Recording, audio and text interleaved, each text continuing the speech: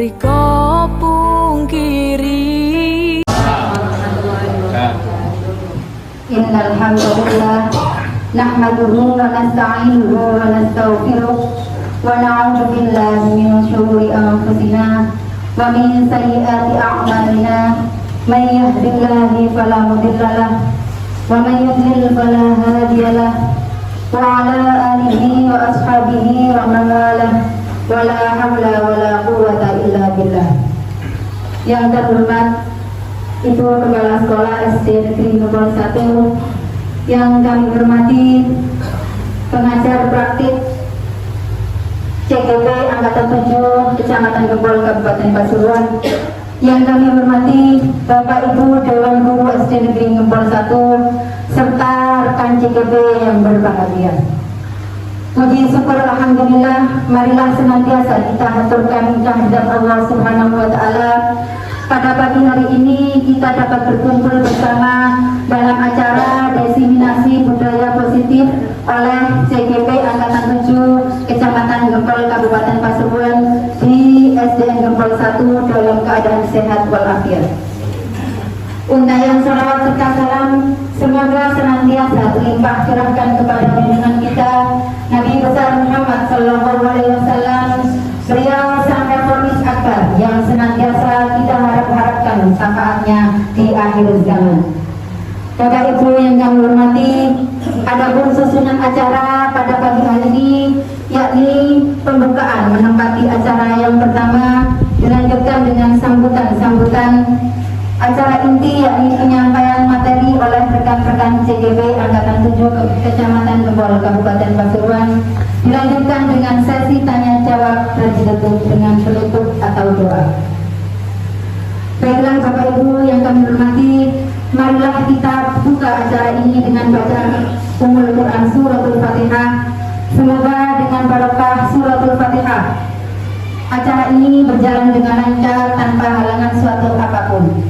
Ala diniyah bibarakati al-Fatihah.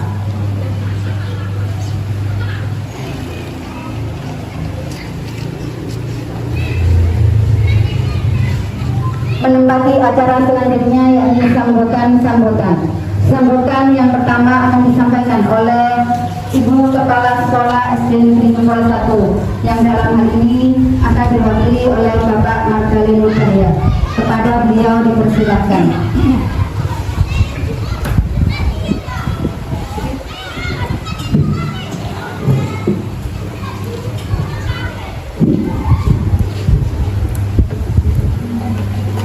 Assalamualaikum warahmatullahi wabarakatuh.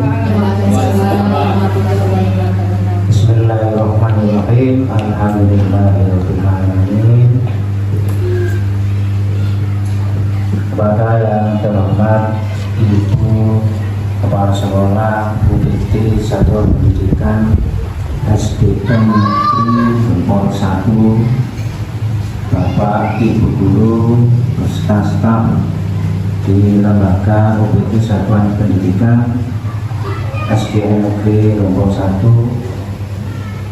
dan rekan-rekan calon guru penggerak di Angkatan 7 pada tahun ini, semoga semuanya yang sudah saya sebutkan diberi kebarokahan rezekinya, ilmunya yang bermanfaat untuk nusa dan bangsa.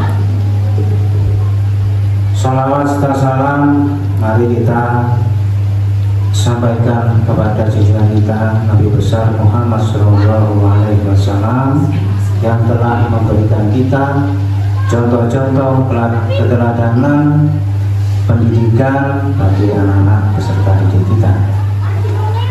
Bapak Ibu sekalian yang saya hormati, dalam kegiatan di siang hari ini yaitu kegiatan diseminasi budaya positif yang dilaksanakan oleh rekan-rekan calon guru penggerak Angkatan 7 tahun 2022-2023 ini, semoga diberi kekuatan diberi semangat, pantang menyerah, dan berimbas kepada sekolah dan peserta didiknya. Jadi kegiatan diseminasi ini adalah bentuk wujud daripada pendidikan sekolah calon guru penggerak, yang dimana teman-teman atau rekan-rekan CDW ini mulai dari pendaftaran sampai di titik ini tidak selesai. Jadi saya dan teman-teman semuanya di sini acungi jempol untuk rekan-rekan yang ada di sini yang sudah melewati tahap-tahap CDP yang sangat dibilang susah ya susah, tapi ya senang gitu ya, mendapatkan ilmu-ilmu baru yang dimana ilmu baru calon guru penggerak ini memfokuskan pembelajaran kepada siswa. Apalagi calon guru penggerak ini nanti semua ilmu yang sudah diserap bisa berimbas kepada sekolah-sekolahnya. Jadi tidak pada diri sendiri. Jadi calon guru penggerak ini adalah calon pemimpin-pemimpin baru yang menggerakkan, yang menggerakkan pendidikan di Indonesia sesuai dengan cita-cita Ki Hajar Dewantara. Jadi dari pihak lembaga sekolah ini, rekan-rekan CDP, kami sangat mendukung sekali, memberikan insyaallah fasilitas yang ada untuk panjenengan semuanya demi kelancaran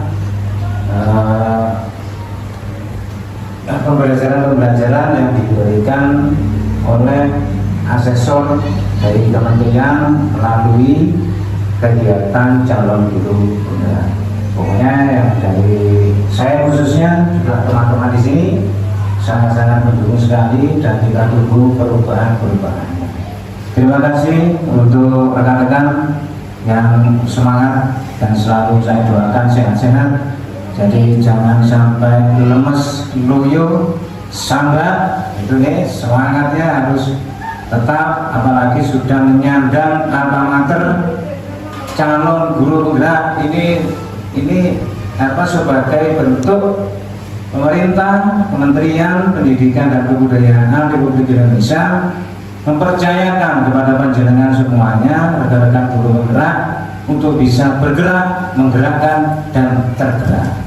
Terima kasih. Wassalamualaikum warahmatullahi wabarakatuh. Kepada Bu Jasus, Sesden Gempol 1 dan Pak Gale yang sudah memberikan kami waktu untuk mendapatkan fasilitas di mana kami di sini akan melakukan diseminasi untuk budaya positif yang ini termasuk aksi nyata yang harus kami lakukan, terutama adalah teman-teman calon guru penggerak di sini. Di sini saya membersamai Bapak Ibu calon guru penggerak di sini dari Bu Wulandari, sebelah kiri saya Bu Lailatul Fitri, kemudian di sebelah Pak Gale di situ ada Bapak Prayitno, sebelahnya lagi ada Bu Nurul Farida, dan sebelahnya lagi ada Bu Ratna Maksuma.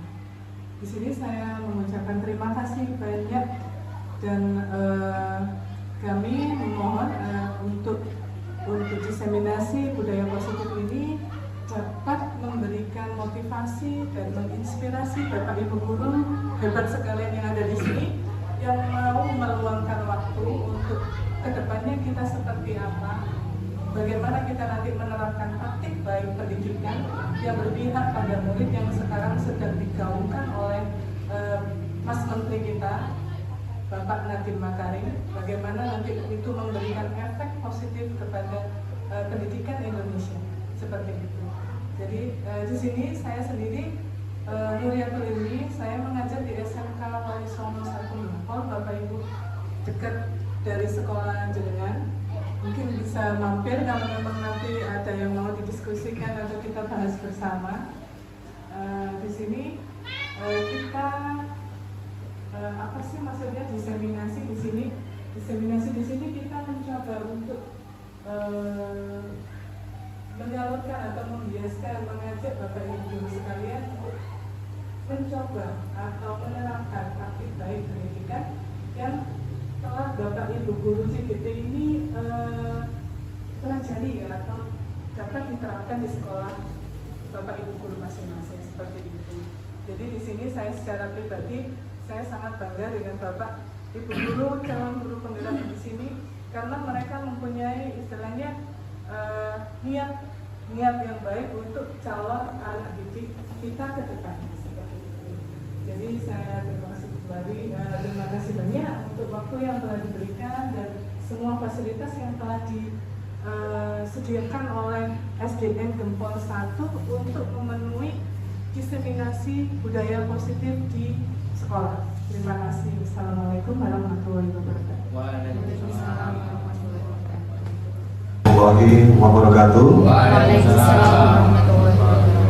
Alhamdulillahirabbil alamin wa bihi nasta'inu ala umuri dunya wad din. Wa sallallahu ala sayyidina Muhammadin wa ala alihi wa sahbihi ajmain. Yang saya hormati Ibu Kepala Sekolah beserta Bapak-bapak, Ibu-ibu SDN Gempol 1.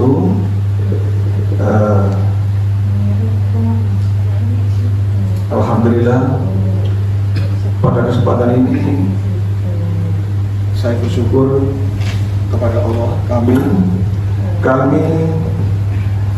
izinkan kami di siang yang penuh berkah ini mengucapkan syukur alhamdulillahirabbil alamin sebagai bentuk bahwa kami mensyukuri apa yang saat ini telah kami lakukan, dan alhamdulillah sudah berjalan ini.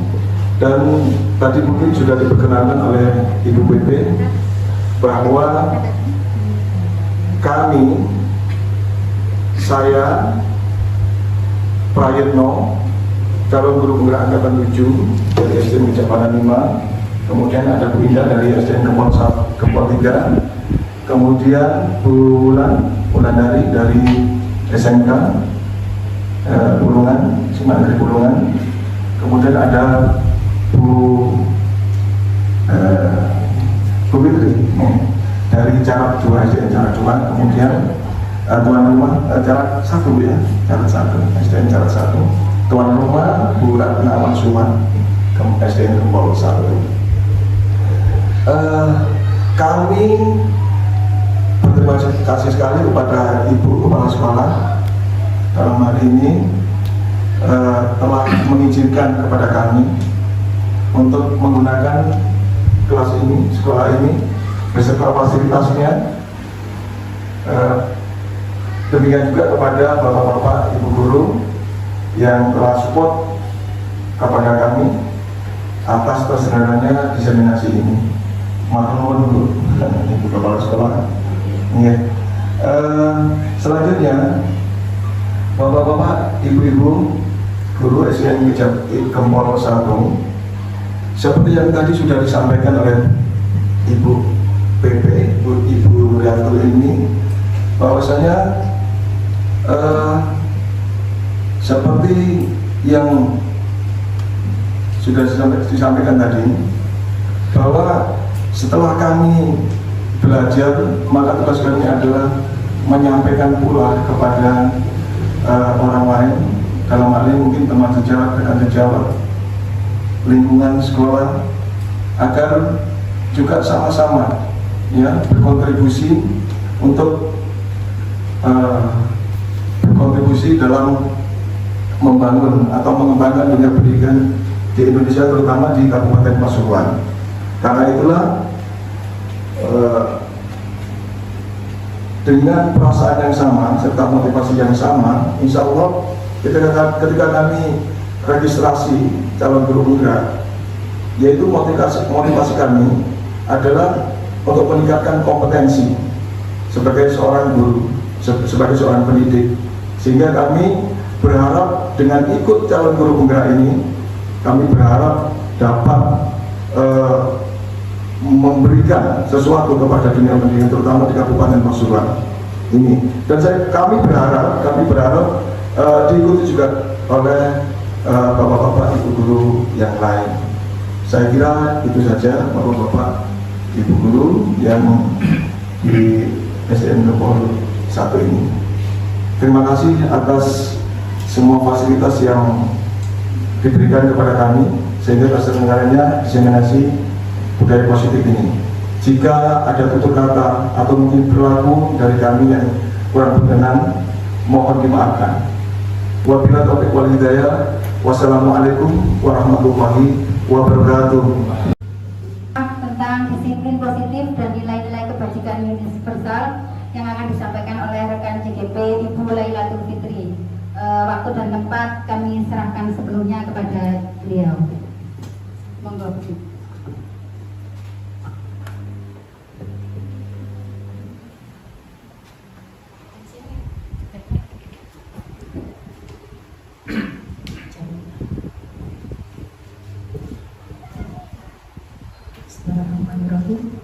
Assalamualaikum warahmatullahi wabarakatuh. Mohon izin Bu Haji. Baik, terima kasih atas kesempatan yang diberikan pada siang hari ini. Izinkan kami CGP Angkatan 7 dari Kabupaten Pasuruan, tepatnya kelas 91A, akan menyampaikan materi tentang budaya positif, di mana budaya positif ini terdiri dari beberapa materi yang harus kami bagi. Dari setiap CGP nanti akan menyampaikan materi-materi tersendiri, karena di sini kita menyampaikan dengan menggunakan prinsip kolaboratif. Kebetulan saya dapat giliran pertama. Sebelumnya perkenalkan dulu, nama saya Lailatul Fitri. Saya berasal dari UPT Satuan Pendidikan SDN Jarat 1. Bisa panggil saya namanya Bu Fitri seperti yang ada di nama dada saya. Baik Bapak Ibu, terima kasih sebelumnya kami diberi tempat waktu untuk menyampaikan diseminasi ini. Saya selaku perwakilan dari JGP sangat mengucapkan terima kasih banyak atas kesempatannya. Baik Bapak Ibu, untuk acara selanjutnya ini saya akan memaparkan materi yang pertama. Di sini diseminasi budaya positif calon guru penggerak Angkatan 7 Kabupaten Pasuruan dari kelas 91A. Yang pertama itu adalah budaya positif. Budaya positif di sini ada beberapa materi. Ada beberapa materi yang harus disampaikan. Antaranya di sini ada 6. Kebetulan saya dapat yang pertama, disiplin positif dan nilai-nilai kebajikan universal. Budaya positif di sini ada disiplin positif dan nilai-nilai kebajikan universal. Nah, kita akan memulai materi ini dengan apa disiplin positif itu. Nah, mungkin Bapak Ibu pernah dengar atau baru dengar apa sih disiplin positif itu. Tapi sebelum saya menjelaskan apa arti disiplin positif itu, saya minta supportnya dari Bapak Ibu semua. Saya akan mengajak Bapak Ibu untuk bermain dulu. Soalnya kan tadi dari sambutan, saya lihat kok ada lesu, ngantuk, ya. Oke, sekarang kita bermain dulu ya, bermain buka tutup. Mohon izin saya ke depan dulu Bapak Ibu. Baik Bapak Ibu, saya akan mengajak Bapak Ibu untuk bermain buka tutup. Buka tutup apa ini? Penasaran? Ya, baik. Pagi hari ini coba tangan Bapak Ibu disiapkan dua-duanya, sudah? Baik. Sambil coba pejamkan mata pelan-pelan. 1, 2, 3. Silakan pejamkan mata. Rileks, tenangkan diri, tenangkan pikiran. Sekarang coba bayangkan di pikiran Bapak Ibu semua. Bayangkan, Bapak Ibu pasti punya hal-hal yang sangat berharga dalam hidup. Hal-hal yang bernilai sangat penting dalam kehidupan Bapak Ibu. Entah itu berupa keluarga, seperti suami, istri, anak, kedua orang tua, atau mungkin ada faktor lain yang Bapak Ibu anggap sangat berharga. Entah itu cita-cita yang belum kesampaian, atau hal-hal apapun yang menurut Bapak Ibu belum tersampaikan, tapi tapi itu Bapak Ibu anggap suatu hal yang paling berharga dalam kehidupan Bapak Ibu sekalian. Coba bayangkan, hal yang berharga itu ada di depan Anda semua. Sekarang sudah ada bayangannya? Kalau sudah ada, coba genggam erat-erat hal yang paling berharga menurut Bapak Ibu semua. Genggam erat-erat, jangan sampai lepas, karena itu adalah hal yang paling berharga. Hitungan ketiga, silakan dibuka mata, tapi tangannya tetap dipegang erat-erat ya. 1, 2, 3, baik. Nah, tetap dipegang erat-erat, jangan sampai lepas ya. Jangan sampai lepas loh, jangan sampai diambil orang. Ya, hal yang paling berharga ini istri saya, Bu. Ya, dipegang erat-erat, jangan sampai lepas. Ya. Kalau saya anak saya, Bu, ya boleh, terserah. Nah, sekarang setelah sesuatu yang paling berharga menurut panjenengan semua dipegang erat-erat, sekarang saya mau tanya, yang namanya hidup ini kan pasti ada godaan. Seandainya ada orang lain yang datang mencoba untuk membujuk Bapak Ibu semua untuk membuka genggaman itu, yang artinya Bapak Ibu melepaskan hal yang paling berharga dalam kehidupan Bapak Ibu.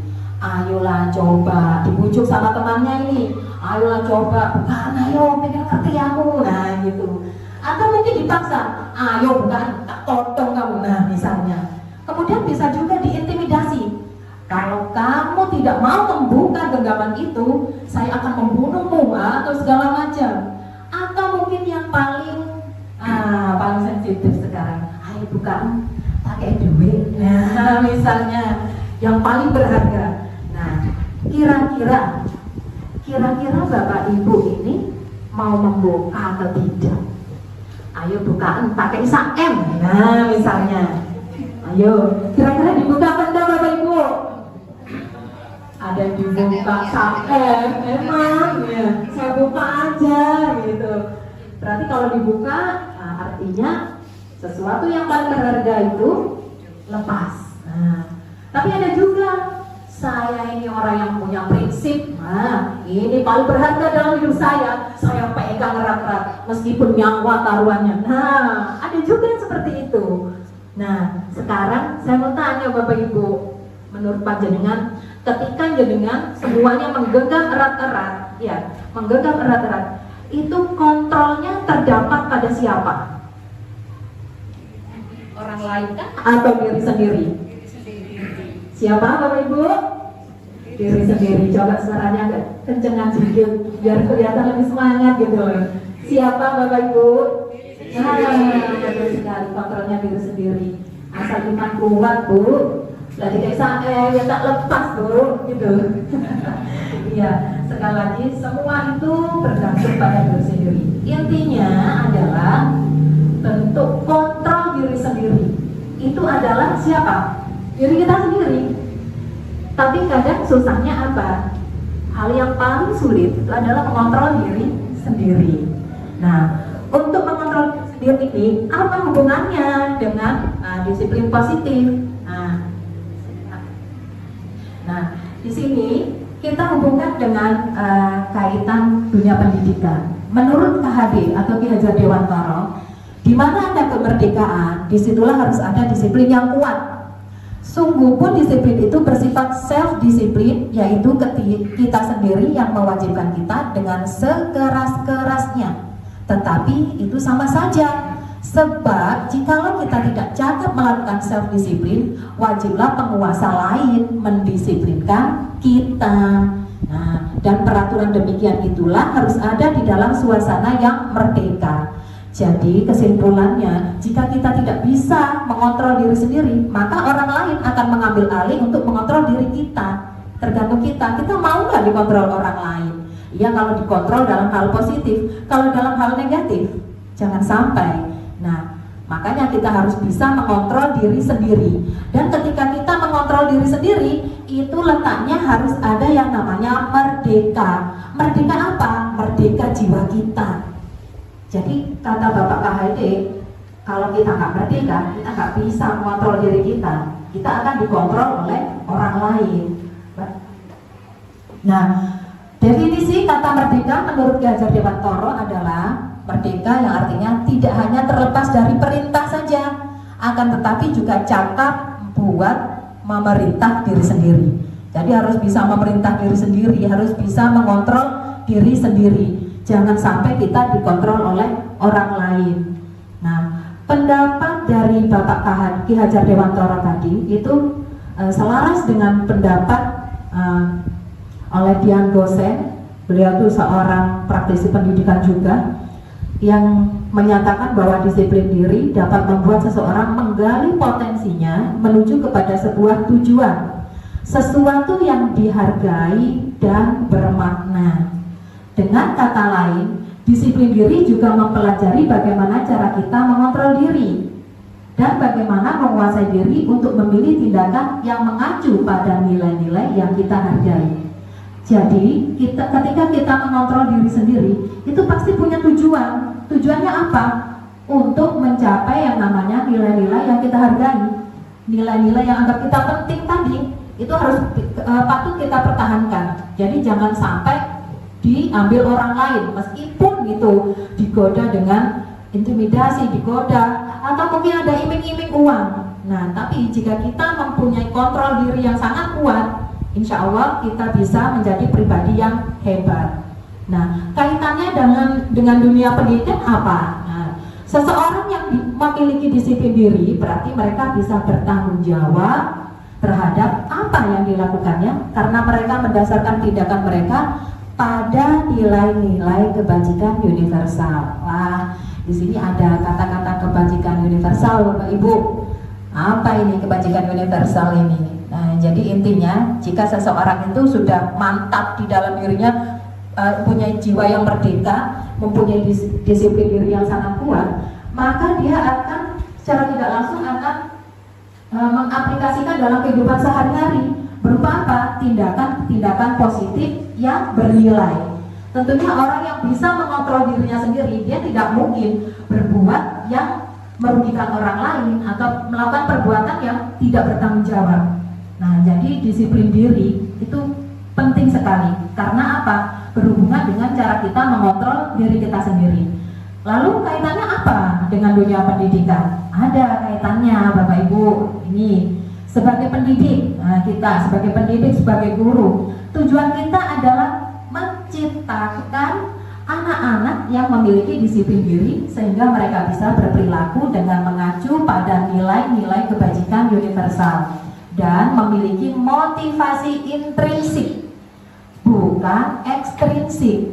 Nah, tugas kita Bapak Ibu sebagai guru, sebagai pendidik untuk mengarahkan anak didik kita untuk menumbuhkan disiplin positif pada diri sendiri, atau disebut dengan motivasi intrinsik. Motivasi intrinsik bagaimana? Berarti atas dasar diri sendiri, bukan paksaan dari orang lain. Nah, itu tugas kita Bapak Ibu untuk menumbuhkan karakter disiplin positif itu pada anak didik kita. Jadi bukan kita harus memerintah, bukan kita harus menyuruh anak kita, hei kamu harus seperti ini, jangan. Jadi kita berusaha untuk menumbuhkan disiplin positif pada diri anak didik kita, yaitu melalui motivasi intrinsik. Karena kalau motivasi intrinsik itu sudah terbangun, otomatis si anak ini akan mempunyai kontrol diri yang sangat kuat, meskipun tidak ada orang lain yang mengontrol. Contoh sederhananya mungkin ya, contoh sederhananya kalau anak-anak itu biasanya kalau sudah mempunyai motivasi intrinsik itu tentang kebersihan, misalnya membuang sampah, meskipun nggak ada Bapak Ibu guru, mungkin di sekolah langsung buang sampah di tempatnya, karena dia sudah sadar, oh ternyata buang sampah itu harus pada tempatnya, supaya apa? Supaya lingkungan bersih. Tapi jika dia membuang sampah karena dipaksa oleh guru, itu artinya dia mempunyai motivasi ekstrinsik karena paksaan dari guru. Akhirnya apa? Kalau gurunya alah buang sembarangan gitu. Tapi di sana gurunya, ayo sampahnya baru dimasukkan pada tempatnya. Nah, jadi yang kita harapkan sebagai pendidik adalah kita menumbuhkan motivasi intrinsik pada diri anak didik kita supaya mempunyai budaya positif yang sangat kuat, karakter yang sangat kuat. Nah, Kemudian kaitannya apa dengan anak didik kita nanti ke depannya? Yaitu terwujudnya profil pelajar Pancasila. Dari kegiatan itu tadi diharapkan tumbuhnya karakter yang positif buat anak didik kita yang ada di dalam profil pelajar Pancasila. Salah satunya ada beriman, bertakwa kepada Tuhan Yang Maha Esa, dan berakhlak mulia. Ini yang paling utama sekali untuk anak didik kita. Karena apa? Segala sesuatu sikap, jika filternya itu dikaitkan dengan Yang Maha Esa, Tuhan Yang Maha Esa, insya Allah anak itu akan bisa mempunyai kontrol diri yang sangat bagus. Kemudian dia mempunyai jiwa yang mandiri. Mandiri artinya dia tidak suka bergantung sama orang lain. Kalau ada apa-apa, dia tidak suka menyalahkan orang lain dan cenderung berpikir positif. Apa yang salah dengan sikap saya? Nah, jadi dia cenderung mencari solusi, tapi bukan menyalahkan orang lain atau maidi. Senengannya uang kan maidi ya. Jadi dia kalau punya jiwa karakter yang mandiri, dia akan cenderung mencari solusi, bukan menyalahkan orang lain. Kemudian bernalar kritis. Bernalar kritis berarti dia mampu bernalar dengan segala sesuatu yang ada di lingkungannya secara kritis. Kemudian ada berkebinekaan global. Berkebinekaan global ini yang berkaitan dengan mungkin ada perbedaan suku di dalam lingkungan belajarnya, perbedaan agama. Tapi jika dia mempunyai jiwa yang berkebinekaan global, insya Allah akan ada rasa hormat, rasa saling menghargai, dan ada rasa tumbuh menjaga persatuan dan kesatuan. Kemudian ada bergotong royong. Ini penting sekali Bapak Ibu untuk menumbuhkan jiwa gotong royong pada diri anak didik kita. Dan yang terakhir adalah kreatif.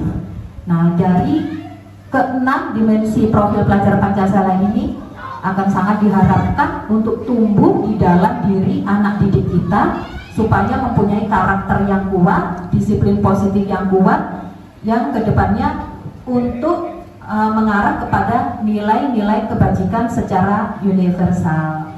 Baik, itu saja materi yang saya sampaikan, karena harus ada slide-slide berikutnya disampaikan oleh rekan-rekan CGP yang lainnya. Cukup sekian dari saya, mohon maaf apabila ada salah kata. Assalamualaikum warahmatullahi wabarakatuh. Materi yang kedua yaitu budaya tetap pada budaya positif, yaitu teori motivasi, hukuman, penghargaan, dan restitusi.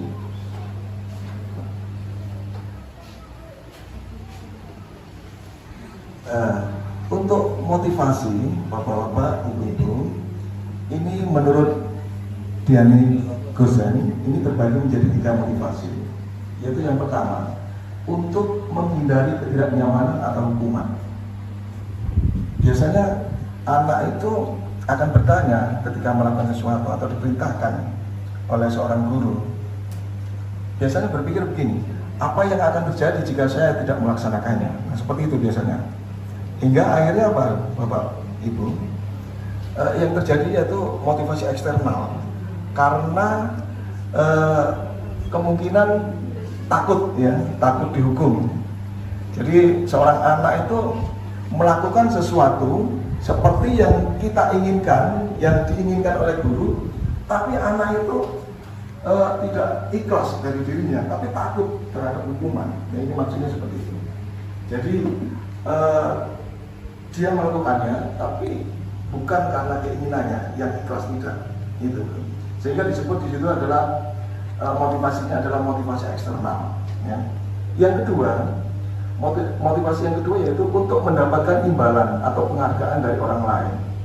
Biasanya mau melakukan apa yang kita inginkan dari anak-anak berpikir begini, apa yang akan saya dapatkan apabila saya melakukannya, seperti itu. Jadi tidak ikhlas juga, tidak dari hatinya juga ini. Sehingga motivasi anak tersebut adalah motivasi eksternal, karena ada sesuatu, karena ada penghargaan, karena ada imbalan. Yang ketiga yaitu untuk menjadi orang yang mereka inginkan dan menghargai diri sendiri sesuai dengan nilai-nilai yang mereka percaya. Ketika anak kita suruh, sehingga anak-anak akan berpikir begini, saya akan menjadi orang seperti apa bila melakukannya. Nah, jika ini dilakukan oleh anak, maka inilah yang kita inginkan, yang kita harapkan seperti ini. Dari motivasi 1, 2, dan yang ketiga, maka yang kita harapkan pendidikan yang kita harapkan adalah motivasi yang ketiga, yaitu anak akan ikhlas melakukan sesuatu. Bahkan tanpa kita perintah pun anak akan melakukannya. Inilah motivasi yang ketiga yang kita harapkan, Bapak-bapak, Ibu-ibu. Ya, sehingga motivasi ini disebut dengan motivasi internal atau motivasi instruksi. Berikutnya. Nah, ini berikutnya adalah dihukum oleh penghargaan. Ada pengaruh jangka pendek dan jangka panjang. Penghargaan menghukum, penghargaan mengurangi ketepatan, penghargaan tidak efektif, penghargaan merusak hubungan. Jadi ada kaitannya antara hukuman dan penghargaan, Bapak-bapak, Ibu ya di sini. Jadi ternyata ketika kita menyuruh anak melakukan sesuatu, tapi dengan iming-iming dengan penghargaan, mungkin hadiah, entah berupa apa, mungkin senyuman, mungkin pujian, mungkin berupa uang, atau mungkin berupa hadiah yang lain, ternyata itu tidak membuat anak menjadi anak yang baik, Bapak-bapak. Justru mereka akan ketergantungan sekali terhadap penghargaan itu, tidak dari dalam dirinya sendiri. Ya, misalkan mereka harus datang tepat waktu misalkan, tapi karena gurunya sudah bilang begini misalkan, anak-anak yang datang tepat waktu, maka mungkin kalian akan mendapatkan tambahan nilai misalkan. Nah, ini yang akan anak-anak cari nanti akan itu, anak ibu-ibu, bapak-bapak, bukan dari keinginan dari dirinya sendiri bahwa saya memang harus datang tepat waktu, begitu tidak. Ini Bu ya maksudnya seperti ini. Kemudian intinya seperti itu, bapak-bapak, ibu-ibu ya. Jadi ternyata penghargaan itu tidak baik untuk anak-anak. Kalaupun kita memberi penghargaan, maka harus berimbang. Ya, jadi harus berimbang. Jika mereka memang berbuat benar, maka kita akan memberi penghargaan itu. Jika mereka berbuat salah, maka mereka akan menerima hukuman. Atau di sini namanya reward and punishment. Ya, itu pun tidak semata-mata kita harus seperti itu, tidak. Ya, bapak-bapak, ibu-ibu, tidak harus kita menghukum, harus kita memberi penghargaan, tidak, tapi harus tepat. Ini berikutnya. Nah, di sini perbedaan hukuman dan konsekuensi. Hukuman dengan konsekuensi. Hukuman, sesuatu yang menyakitkan harus terjadi. Pada konsekuensi, sesuatu harus terjadi. Contoh misalkan begini, Bapak. Ketika anak di kelas bermain-main dengan temannya, tidak sengaja misalkan dia mungkin menjatuhkan pensil, kemudian patahlah pensil itu. Sehingga di situ seorang guru bertindak. Misalkan Reni yang menjatuhkan pensil itu, maka mengatakan si guru, Reni, karena kamu telah menjatuhkan pensil si Jono misalkan, maka kamu harus menggantikan itu. Ini adalah konsekuensi. Jadi berbeda dengan hukuman. Ketika hukuman, maka berbeda dengan hukum, itu sesuatu yang harus menyakitkan harus terjadi. Ya. Ketika anak bersalah, maka dia harus dihukum. Sehingga yang terjadi adalah kemarahan, kebencian. Itu. Ini. Berikutnya membuat sakit hati fisik maupun hati untuk jangka waktu lama. Konsekuensi membuat anak merasa tidak nyaman dalam jangka waktu pendek. Dan selanjutnya, pada hukuman anak membenci kedisiplinan. Pada konsekuensi anak menghargai disiplin. Hukuman paksaan. Pada konsekuensi stimulus tanggapan. Hukuman mendorong anak menyakiti diri sendiri. Pada konsekuensi mendorong anak agar mudah menyesuaikan diri. Pada hukuman konsep diri yang buruk. Pada konsekuensi konsep diri yang baik. Anak belajar menyembunyikan kesalahan. Pada konsekuensi anak belajar untuk mematuhi peraturan. Pada hukuman marah, rasa bersalah, diperlakukan merasa tak dihargai, Ketika anak dihukum, maka ini yang terjadi, bapak-bapak, ibu-ibu, marah, merasa bersalah, diperlakukan merasa tidak dihargai. Konsekuensi berbeda, kehilangan hak, dibuat tidak nyaman, diasingkan untuk sementara, tapi anak-anak masih tetap diberikan haknya, jadi berbeda dengan hukuman, konsekuensi gitu. Nah, akhirnya kita sampai kepada restitusi. Restitusi adalah proses menciptakan kondisi bagi murid untuk memperbaiki kesalahan mereka, sehingga mereka bisa kembali pada kelompok mereka dengan karakter yang lebih kuat. Ini menurut dosen. Jadi ketika anak bersalah, bukan nanti mungkin akan dijelaskan oleh berikutnya, materi berikutnya, karena posisi kontrol guru ada 5 bapak-bapak ibu guru. Di antaranya adalah posisi kontrol pemarah, pemunggu, kemudian membuat rasa bersalah, kemudian posisi kontrol pemalu, kemudian memantau, dan yang terakhir yang baik adalah posisi kontrol manager. Nah, ini pada posisi kontrol manager nanti akan diterangkan oleh ibu berikutnya, di mana nanti anak akan dikembalikan kepada kelompoknya di komunitas belajarnya dalam keadaan lebih baik. Ini berikutnya. Nah, ini ibu, ini ada mungkin kuis, kita anggap kuis bu ya, tentang tindakan guru, hukuman atau konsekuensi. Monggo dijawab oleh Pak Arifin. Mencatat 100 kali dalam buku kalimat. Jadi mencatat 100 kali di dalam buku dengan kalimat saya tidak akan terlambat lagi karena terlambat di sekolah. Apakah ini hukuman atau konsekuensi? Hukuman, ya. Hukuman baik. Berikutnya, lari mengelilingi halaman sekolah karena terlambat hadir di sekolah. Termasuk apa bu? Hukuman. Murid diminta untuk push up 15 kali karena tidak menggunakan masker ke sekolah. Apa konsekuensinya? Hukuman. Berikutnya, lari mengelilingi halaman sekolah karena terlambat 10 menit untuk pelajaran PJOK. Konsekuensi. Membersihkan tumpahan air di meja tulis karena tersinggung pada saat belajar. Termasuk apa? Hukuman apa? Konsekuensi.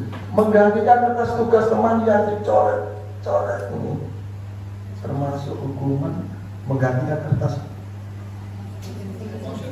Konsekuensi. Coba Pak, berikutnya kita betul tidak ya?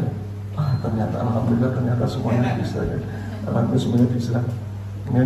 Ternyata kita semua sudah melaksanakan ini Bu. Ya. Alhamdulillah selesai Bapak. Ya, alhamdulillah sudah selesai Bapak-bapak, Ibu-ibu. Ya. Berikutnya bisa dilanjutkan oleh Ibu Ida pada materi 3. Terima kasih Bapak-bapak. Assalamualaikum warahmatullahi wabarakatuh. Terima kasih atas kesempatan yang telah diberikan kepada saya belajar. Siang hari ini, sebelum saya memaparkan tentang budaya positif keyakinan kelas, supaya tidak ngantuk, coba kita tepuk-tepuk dulu.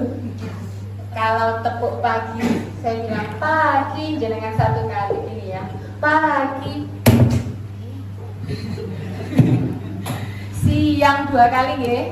Kalau malam gini aja, karena malam tidak boleh berisik. Saya coba ya. Pagi, siang,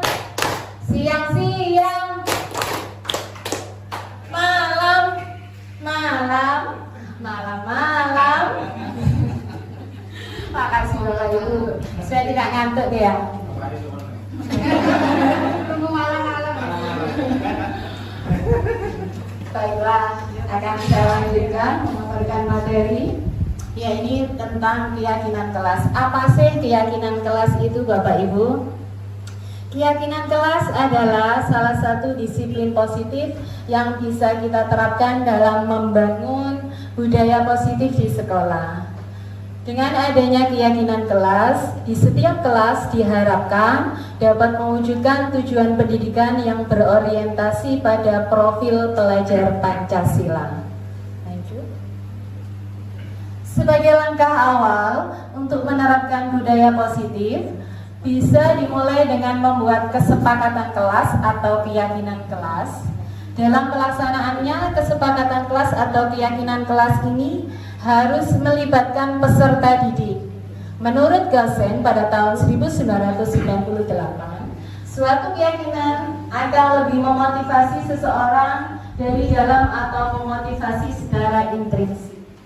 Seseorang akan lebih tergerak dan bersemangat untuk menjalankan keyakinannya daripada hanya sekedar mengikuti serangkaian peraturan. Adapun tujuan dilaksanakan kesepakatan kelas ini adalah: 1. Untuk menciptakan pembelajaran yang berpusat pada murid. Yang kedua, memunculkan keterlibatan murid dalam menentukan kelas yang diimpikan sehingga murid lebih bertanggung jawab akan keputusan yang mereka buat bersama-sama. Dan yang terakhir, menumbuhkan komunikasi efektif antara murid dan guru. Langkah-langkah untuk pembuatan kesepakatan kelas ini adalah, yaitu dengan bertanya dulu kepada siswa tentang bentuk kelas impian mereka dan bagaimana cara mewujudkan impian tersebut. Nah, di sini ada contoh kesepakatan kelas yang sudah saya lakukan di SD saya, yaitu SDN Gempol 3. Itu bentuk keyakinan kelas yang sudah saya terapkan di dalam kelas.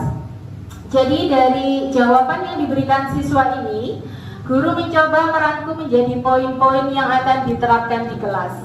Untuk membuat poin ini, guru melakukan beberapa kesepakatan bersama dengan siswa, dan suasana kelas menjadi menyenangkan karena ada diskusi yang menarik. Dengan adanya keyakinan kelas yang sudah dibuat dan disepakati bersama-sama, diharapkan siswa tak lagi terpaksa dan terancam dalam berbuat kebajikan yang sesuai nilai-nilai karakter. Sehingga melalui keyakinan kelas terciptalah budaya positif di kelas dan di sekolah. Nah, ini adalah contoh kesepakatan kelas Bapak Ibu ya. Yang A, kami guru dan murid yang saling menyayangi. Di sini kalimatnya atau ditekankan katanya yaitu saling menyayangi supaya lebih mudah diingat oleh anak-anak. Yang B, kami murid yang semangat belajar. Kata yang ditekankan di sini adalah semangat. Yang C, kami murid yang peduli dengan teman-teman. Di sini kata yang ditekankan adalah peduli. Keyakinan kelas itu tidak harus banyak Bapak Ibu. Yang penting sesuai dengan impian kita di dalam kelas, terus anak-anak bisa melaksanakannya dengan baik dan mudah diingat. Lanjut. Nah, ini dilakukan dalam proses terutama saat awal tahun ajaran baru. Saat ada murid yang melakukan hal tidak sesuai kesepakatan, sebelum menjalankan aktivitas baru dan ketika awal masuk sekolah setelah libur panjang. Apakah boleh dikerjakan sekarang Bu? Karena saya baru tahu boleh. Karena ini adalah budaya positif. Kapanpun selagi kita bisa menerapkannya saat itu juga. Mari kita membuat kesepakatan kelas. Di sini saya sudah menyiapkan kertas Bapak Ibu ya. Minta tolong Bu Retna dibagi. Panjenengan di sini saya minta tolong untuk menjadi peserta didik dan membuat keyakinan kelas di dalam kelas. Monggo, keyakinan kelas bagaimana yang Bapak Ibu harapkan nanti di dalam kelas. Saya beri waktu, monggo silakan. Bebas Bapak Ibu deh. Nanti kalau sudah silakan ditempel di depan. Tidak perlu berbayar.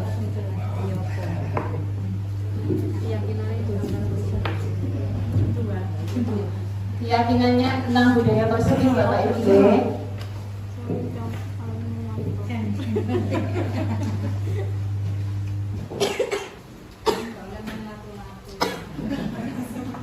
Monggo bebas.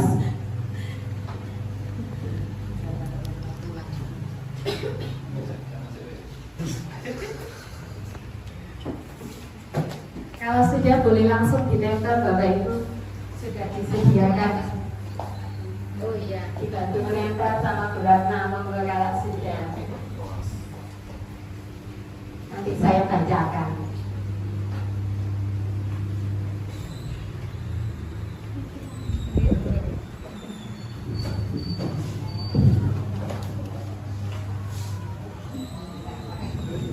Terima kasih Bu.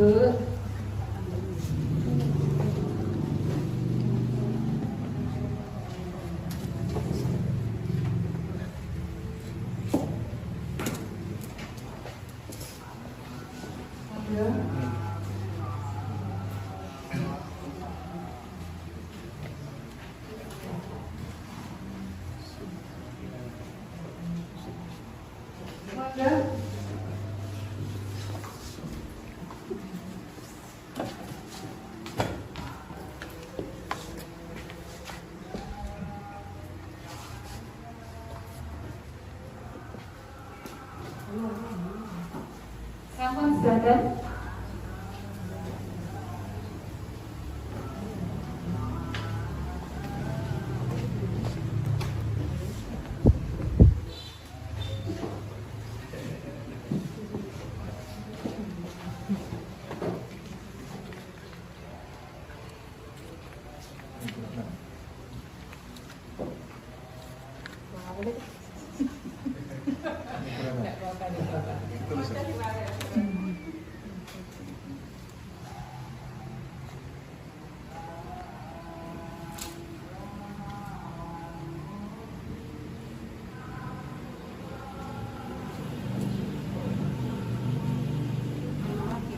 Sudah, saya bacakan Bapak Ibu ya.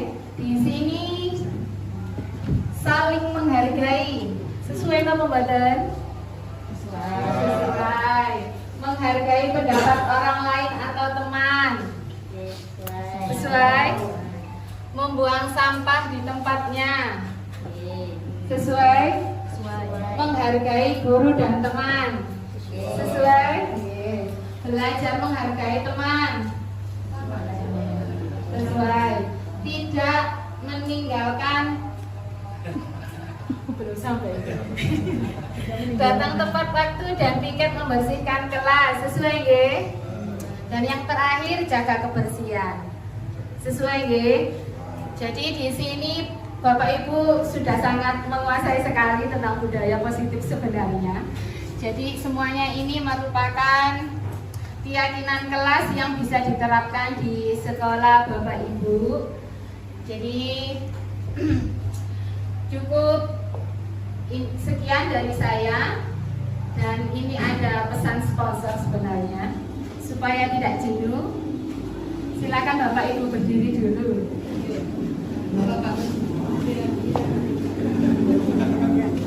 Mari kita relax deh. Bu Fitri bisa maju. Oke, maju semua, maju semua. Geraknya biar bebas. Bebas. Gerak.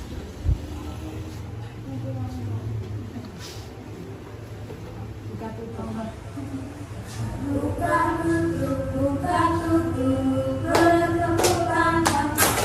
Buka tutup, tangan di pinggang engkong. Buka tutup, tangan di bahu engkong. Buka tutup, bertepuk tangan.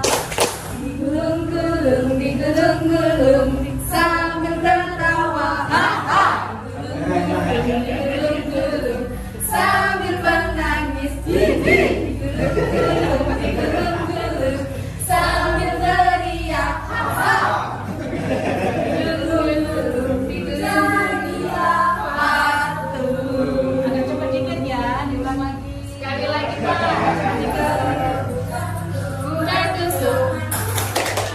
Buka tutup, tangan di pinggang engkok. Buka tutup, tangan di bahu engkok. Buka tutup, bertemu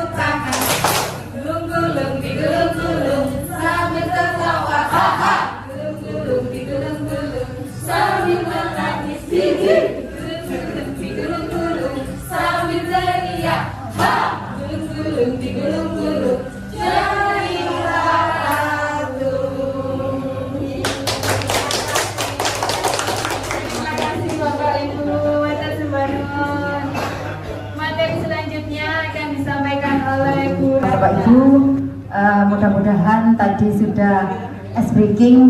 Tentunya mudah-mudahan Bapak Ibu masih antusias dan masih semangat untuk mendengarkan materi. Baiklah Bapak Ibu, kebetulan di sini saya nomor 2 dari belakang ya, termasuk dari belakang. Jadi materi yang saya dapat ini di kopiok kemarin gitu. Kebetulan saya mendapat kebutuhan dasar manusia, dunia berkualitas, dan 5 posisi kontrol guru. Baik Bapak Ibu, tadi sudah disampaikan oleh teman saya, rekan saya Bu Lailatul Fitri, disiplin positif dengan teori kontrol, di mana dinyatakan bahwa setiap perilaku manusia itu mempunyai tujuan. Jadi murid kita memiliki tujuan di balik perilaku mereka. Salah satunya adalah untuk memenuhi kebutuhan dasar mereka. Nah, di sini disebutkan bahwa kebutuhan dasar manusia itu ada 5, yakni kebutuhan untuk bertahan hidup, kasih sayang dan rasa diterima, penguasaan, kemudian kebebasan dan kesenangan. Kebutuhan untuk bertahan hidup itu bersifat fisiologis. Untuk bertahan hidup misalnya kesehatan, rumah, dan makanan. Kemudian yang keempat ini adalah termasuk kebutuhan bersifat psikologis. Kebutuhan kasih sayang yang bersifat psikologis meliputi kebutuhan akan hubungan dan koneksi sosial, kebutuhan untuk memberi dan menerima kasih sayang, dan kebutuhan untuk merasa menjadi bagian dari suatu kelompok. Kemudian penguasaan berhubungan dengan kekuatan untuk mencapai sesuatu, menjadi kompeten, menjadi terampil, diakui atas prestasi dan keterampilan kita, didengarkan dan memiliki rasa harga diri. Kemudian kebebasan, kebutuhan untuk bebas akan kemandirian, otonomi, memiliki pilihan dan mampu mengendalikan arah hidup seseorang. Yang terakhir yaitu kebutuhan akan kesenangan, yakni kebutuhan untuk mencari kesenangan, bermain, dan tertawa. Baiklah Bapak Ibu, tidak pelak ya, di kelas kita sebagai pendidik, ada kejadian-kejadian murid kita misalkan ada mengganggu temannya, usil, atau kalau dikatakan nakal itu ya nakal ya, membawa udah. Nah ini untuk memperjelas pemahaman kita tentang anak didik kita dalam pemenuhan kebutuhan dasar manusia. Ini ada studi kasus nih. Ini seringkali bahkan di kelas sering kita ketemui anak-anak mengganggu temannya. Nah ini ada studi kasus Ibu Ambar, guru wali kelas 2A di SD Pelita Hati, sedang bingung menghadapi ulah salah satu murid di kelasnya, Doni. Beberapa anak di kelas 2A telah datang padanya dan mengeluhkan Doni yang seringkali meminta bekal makan siang mereka dengan paksa. Kira-kira apa alasan Doni melakukan hal itu? Sering kamu boten Bu? Lari-lari nakal, kemudian budo kasane, ya sering banget. Iya, monggo. Nah ini kita identifikasi anak-anak itu, anak didik kita itu sedang memenuhi kebutuhan dasar mereka apa. Kira-kira ketika Bu Ambar memanggil Doni, ketika Bu Ambar memanggil Doni, kemudian ditanyai oleh Bu Ambar, ketika Doni menjawab, kenapa kamu kok mengambil makanan temanmu tadi dengan paksa? Kalau Doni menjawab karena ia lapar dan orang tuanya tidak membawakannya bekal makan siang, maka Doni sedang berusaha memenuhi kebutuhan untuk bertahan hidup. Karena nggak bawa bekal akhirnya nyolong dengan Doni, ya berarti Doni sedang berusaha memenuhi kebutuhan dasarnya, yaitu bertahan hidup. Kemudian ketika Doni menjawab karena dia merasa senang temannya jadi memperhatikan dia, itu termasuk ke dalam kebutuhan kasih sayang dan rasa diterima. Jadi ada anak nggih sing sering minta diperhatikan lebih nggih. Itu termasuk pemenuhan kebutuhan dasar nggih. Kadang anak-anak itu mengganggu karena supaya dilaporkan ke gurunya, jadi gurunya memperhatikan dia, atau dilaporkan ke orang tuanya supaya orang tuanya itu perhatian sama dia. Itu ada nggih? Nggih. Nah, nggih. Kalau di sini lanjut nggih. Kalau Doni menjawab karena dia merasa hebat karena temannya jadi takut dengan dia dan menuruti keinginannya. Nah, ini sedang memenuhi kebutuhan penguasaan. Jadi ada anak yang ingin jadi penguasa, pemimpin. Nah, di situ banyak nggih.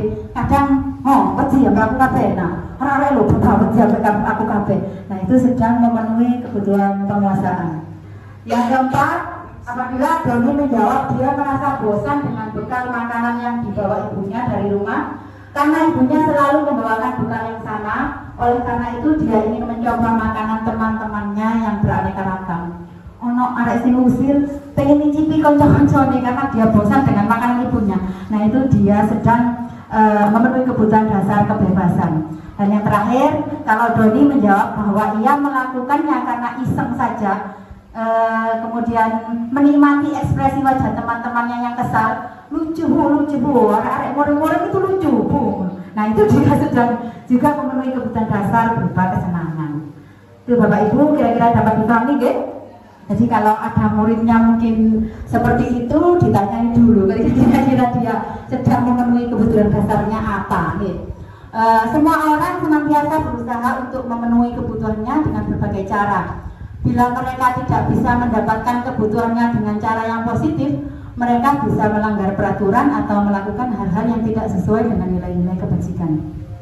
Jadi kaitan konsep 5 kebutuhan dasar ini dalam rangka mewujudkan lingkungan dan budaya sekolah yang positif disebutkan oleh pemikir kita, Glasser, bahwa kapasitas untuk berubah ada di dalam diri kita. Tadi disebutkan oleh Bu Fitri, kontrol diri sangat berhubungan. Jika kita dapat mengidentifikasi kebutuhan apa yang mendorong perilaku kita, maka perubahan perilaku positif dapat dimulai dengan mencari solusi untuk memenuhi kebutuhan tertentu dengan cara yang positif.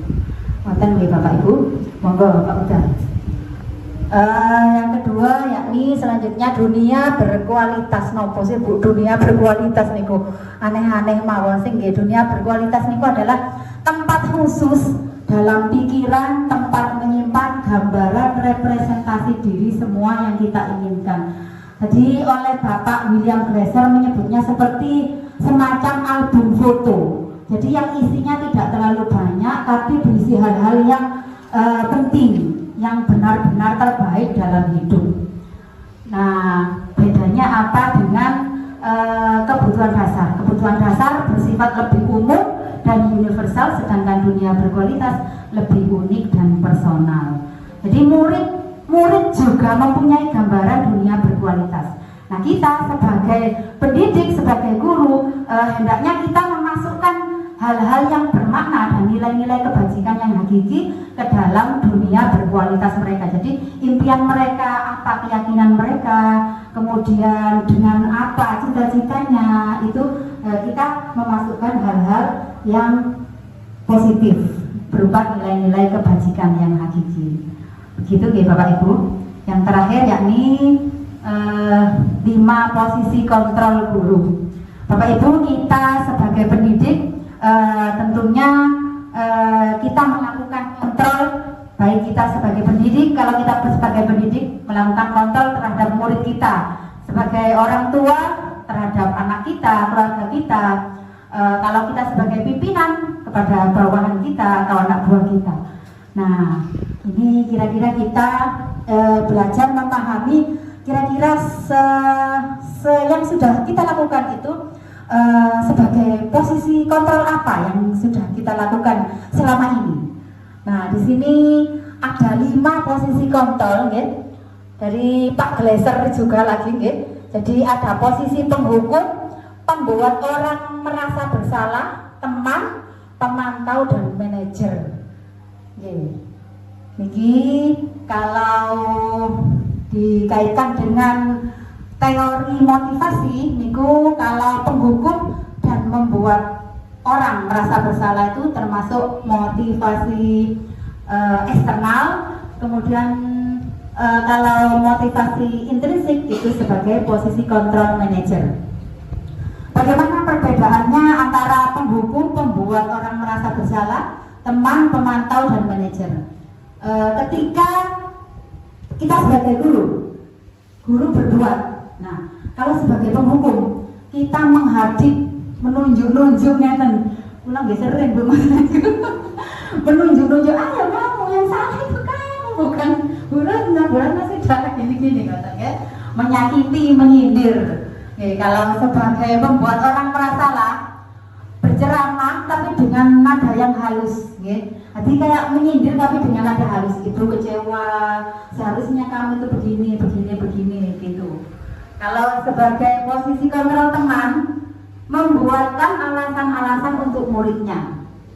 Ketika sebagai pemantau menghitung dan mengukur, dan ketika sebagai manajer mengajukan pertanyaan-pertanyaan. Nah itu guru berkata, sebagai penghukum, kalau kamu tidak melakukannya, awas ya, rasakan. Nah itu sebagai penghukum. Sering nonton Bu? Kalau ibu sering nonton? Sering banget, saya juga sering.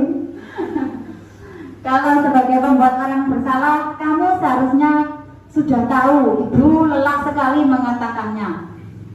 Kalau sebagai teman, ayolah lakukan demi ibu, masa kamu tidak mau? Ingat tidak ibu pernah bantu. Sebagai pemantau, apa peraturannya? Sebagai manajer, apa yang kita yakini? Nah ini berhubungan dengan tadi yang kita sudah membuat keyakinan kelas. Ingatkan kembali, apa yang kita yakini? Apa yang bisa atau tidak kita kerjakan untuk memperbaiki masalah ini, begitu. Nah hasilnya ketika sebagai kontrol penghukum, anak-anak akan memberontak dan menyalahkan orang lain. Kalau sebagai pembuat orang bersalah, menyembunyikan atau menyangkal atau berbohong. Sebagai teman, ketergantungan. Sebagai pemantau, menyesuaikan diri bila dilawan. Tapi kalau sebagai manajer, anak-anak akan menguatkan pribadi mereka dengan bantuan kita sebagai pendidik. Kaitan dengan dunia berkualitas, murid meletakkan guru di luar dunia berkualitas. Sebagai pembuat orang merasa bersalah, murid meletakkan guru di dalam dunia berkualitas. Teman, murid meletakkan guru sebagai orang yang sangat penting di dunia berkualitas. Pemantau, murid meletakkan guru peraturan dan hukum di dunia berkualitas. Sebagai manajer, murid meletakkan dirinya sebagai individu yang positif dalam dunia berkualitas. Dan murid berkata, biarkan saja nanti juga marah-marah lagi. Kalau sebagai penghukum, kalau sebagai pembuat orang bersalah, murid akan berkata, maafkan saya Bu, maafkan saya. Disindir halus, anak-anak minta maaf, maafkan saya. Kalau sebagai teman, saya pikir Bapak Ibu teman saya, ternyata begitu. Kemudian pemantau, berapa banyak bintang yang saya harus peroleh, berapa halaman yang harus saya tulis. Sebagai manajer, bagaimana caranya saya bisa memperbaiki keadaan. Anak-anak sudah punya pikiran untuk bertanggung jawab menyelesaikan masalah. Dampaknya pada murid ketika sebagai penghukum, anak-anak dihukum kemudian mengulangi kesalahan mereka lagi. Kalau sebagai pembuat orang merasa bersalah, mereka jadi minder, merasa rendah diri. Kalau sebagai teman, lemah, tidak mandiri, tergantung. Kemudian yang sebagai pemantau menitik beratkan pada sanksi atau hadiah untuk dirinya. Yang terakhir, sebagai manajer mengevaluasi diri, bagaimana cara memperbaiki diri. Jadi sebagai guru mengajak murid kita bersama-sama mencari solusi. Bagaimana ini enaknya, kamu sudah begini. Anak diberi tanggung jawab untuk berkontribusi menyelesaikan masalahnya sendiri. Begitu nggih Bapak Ibu? Saya kira kita sudah melaksanakan itu nggih. Jadi kira-kira Bapak Ibu yang sering yang mana selama ini? Penghukum, pembuat merasa bersalah, teman, kemudian pemantau atau manajer? Semuanya pernah ya, alhamdulillah. Dan kalau menurut Bapak Glaser itu yang paling ideal itu adalah kita sebagai sebagai pendidik, kita harusnya sebagai posisi kontrol guru sebagai manajer. Ya. Jadi kalau bisa jangan sampai ke penghukum dan pembuat merasa bersalah, termasuk saya juga. Ya. Ya, bulan biasa seperti itu. Nah ini berusaha, ya. Jadi berusaha untuk yang ketiga aja. Jadi teman, pemantau dan manajer. Berusaha nih Bu, ya. Sami-sami. Pun itu saja yang dapat saya sampaikan. Mugi-mugi dapat bermanfaat bagi kita semua. Akhirul kalam. Assalamualaikum warahmatullahi wabarakatuh. Yang terakhir akan disampaikan rekan CGPK. Apa masih semangat ini? Ya, alhamdulillah ini kita sudah nyampe di materi terakhir kita, yaitu segitiga restitusi. Apakah sebelumnya sudah tahu Bapak Ibu tentang segitiga restitusi? Jadi segitiga restitusi ini adalah kunci dari budaya positif. Jadi di sini kita sudah mulai menghilangkan tentang hukuman dan penghargaan, karena itu adalah salah satu dari motivasi eksternal. Nah, di sini kita akan menumbuhkan motivasi internal pada peserta didik. Salah satunya dengan cara yaitu segitiga restitusi. Nah, di segitiga restitusi ini ada 3 langkah Bapak Ibu. Yang pertama adalah menstabilkan identitas, kemudian validasi tindakan yang salah, dan menanyakan keyakinan. Yang pertama adalah menstabilkan identitas. Jadi teori kontrolnya adalah kita semua akan melakukan hal terbaik yang bisa kita lakukan. Jadi kita menstabilkan jati diri pada anak. Jadi ketika anak bersalah, misalnya tadi menghabiskan bekal temannya, kita tidak langsung menghujat, oh kamu itu sudah nggak bisa di pelajaran, sekarang malah menghabiskan. Nah biasanya kan seperti itu, malah mengganggu temannya dan lain sebagainya. Kemudian langkah yang kedua adalah validasi tindakan yang salah. Semua perilaku itu memiliki alasan. Salah satunya tadi 5 kebutuhan dasar manusia yang sudah disebutkan oleh Bu Ratna tadi. Kemudian menanyakan keyakinan. Nah, kita semua memiliki motivasi internal. Kita sudah punya keyakinan-keyakinan pada diri kita yang sudah dijelaskan oleh Bu Ida tadi. Jadi kita mulai menanamkan itu dari kelas kita masing-masing Bapak Ibu. Lanjut Bapak. Yang pertama adalah menstabilkan identitas. Bagian dasar dari segitiga itu bertujuan untuk mengubah identitas anak dari orang yang gagal karena melakukan kesalahan menjadi orang yang sukses. Jadi pada intinya anak itu sudah gagal, misalnya sudah melakukan kesalahan yang biasa kita sebut dengan kegagalan. Kalau kita dengan menghujat, dia akan masih dalam posisi yang gagal. Nah, di sini anak yang melanggar peraturan karena sedang mencari perhatian adalah anak-anak yang sedang mengalami kegagalan. Dia mencoba untuk memenuhi kebutuhan dasarnya, namun masih ada benturan-benturan. Nah, kalau kita mengkritik, maka dia akan tetap membuatnya dalam posisi yang gagal. Harusnya seperti apa? Kita mencoba menerima dengan berkata, berbuat salah itu tidak apa-apa nak, ibu juga pernah melakukan hal-hal yang seperti itu. Kita bisa menyelesaikan ini. Jadi kita tumbuhkan rasa percaya diri pada diri anak. Jadi Bapak Ibu tidak tertarik mencari siapa yang salah, tapi Bapak Ibu ingin mencari solusi dari permasalahan ini. Misalnya ada anak yang bertengkar, jadi kita tidak menjudge, oh anak ini, oh kamu yang salah, kata yang kayak Bu Ratna tadi, ibu sudah seperti ini nih, kamu yang salah, misalnya seperti itu. Jadi sudah tidak lagi seperti itu. Jadi kita tidak, Bapak Ibu di sini tidak mencari siapa yang salah, siapa yang benar, tapi kita di sini ayo mencari solusi bersama-sama. Kemudian kamu berhak merasa seperti itu. Misalnya saya marah sama dia, oke, kita menerima apa yang menjadi kejengkelannya peserta didik, oke, nggak apa-apa. Kamu berhak merasa gemes, kamu berhak merasa marah. Jadi kita menerima dia, kita menerima murid kita. Kemudian apakah kamu sedang menjadi teman yang terbaik buat dirimu sendiri? Jadi dia melakukan hal-hal yang seperti itu kan pasti ada alasannya. Mungkin dia ingin merasa dirinya tadi, oh saya jagoan, kalau misalnya dengan seperti ini. Oke, lanjut Bapak. Kemudian validasi tindakan yang salah. Setiap tindakan dilakukan dengan sesuatu tujuan, yaitu memenuhi kebutuhan dasar. Menurut teori kontrol, semua tindakan manusia baik atau buruk pasti memiliki maksud dan tujuan tertentu, seperti yang sudah dijelaskan tadi. Kemudian restitusi tidak menyarankan guru bicara ke murid bahwa melanggar aturan adalah hal yang baik. Jadi bukan berarti kita semata-mata hal yang salah itu boleh dilakukan, tidak. Tapi dalam restitusi guru harus memahami alasannya. Jadi kita harus tahu dan paham, oh alasannya anak ini mengambil bekal temannya itu apa.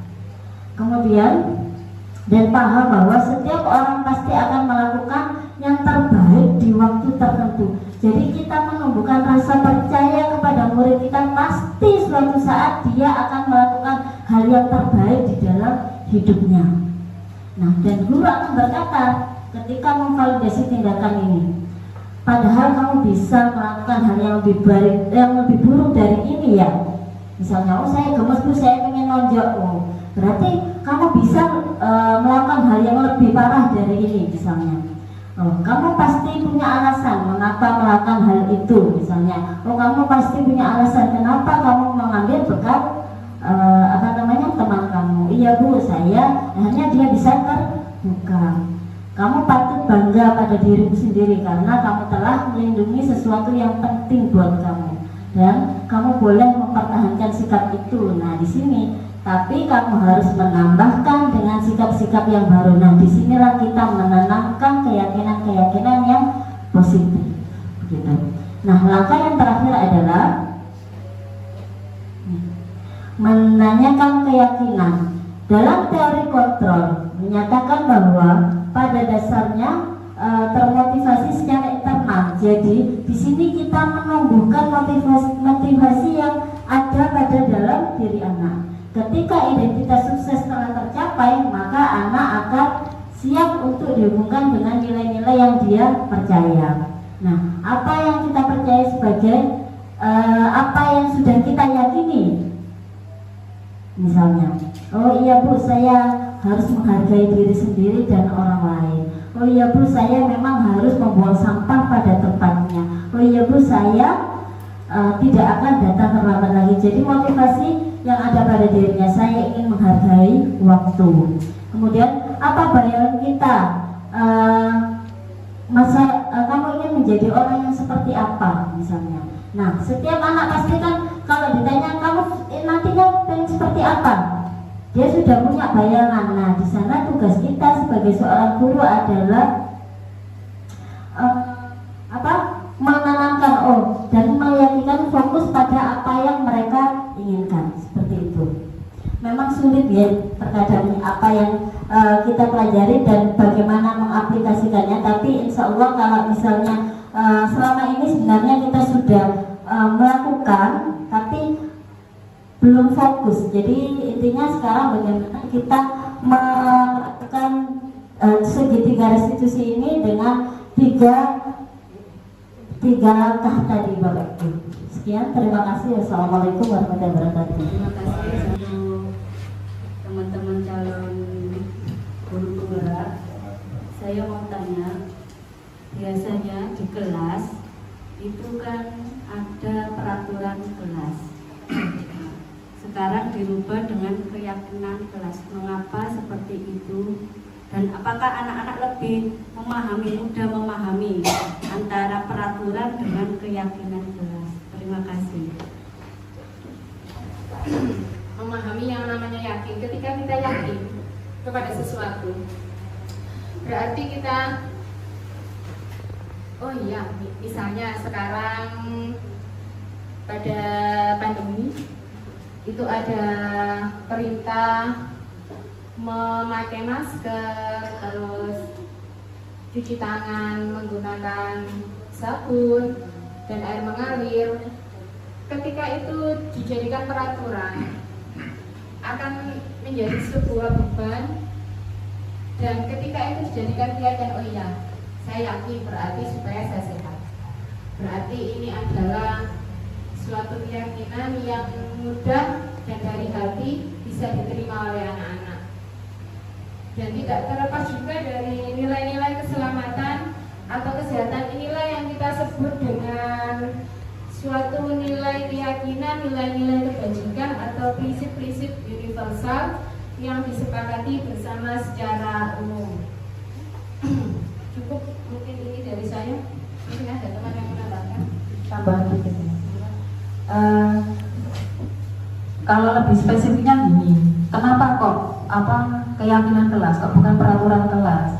Yang namanya keyakinan itu kan motivasi intrinsik ya, dari dalam hati. Oh saya yakin, aku percaya. Tapi kalau peraturan, itu cenderung yang membuat peraturan itu siapa? Kalau di kelas misalnya, peraturan kelas, yang membuat peraturan kira-kira siapa? Bapak Ibu guru. Yang harus mematuhi peraturan itu, anak didik. Nah, itu ibaratnya itu hubungan satu arah, menang kalah, yang menang gurunya, yang kalah muridnya. Jadi murid harus mengikuti peraturan itu. Tapi kalau keyakinan kelas artinya harus ada unsur menang-menang, guru menang, murid menang. Dalam artian harus berimbang. Keyakinan kelas, di dalam kelas nggak boleh main HP, gurunya nggak boleh main HP. Kalau seandainya peraturan kelas itu cenderung menuntut siswa untuk mengikuti yang ada di peraturan situ. Tapi kalau keyakinan itu adalah kesadaran dari anak-anak, ayo di kelas ini supaya tidak rame, supaya pelajaran berjalan dengan lancar. Kira-kira apa? Nah, di situ kan anak-anak akan mengeluarkan ide-idenya. Nah, jadi di situ diharapkan dengan keyakinan kelas itu akan menumbuhkan motivasi intrinsik dari anak didik. Itu tambahan dari saya.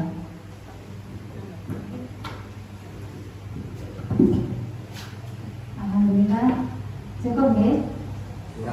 Cukup ya? Karena cukup mawon ya.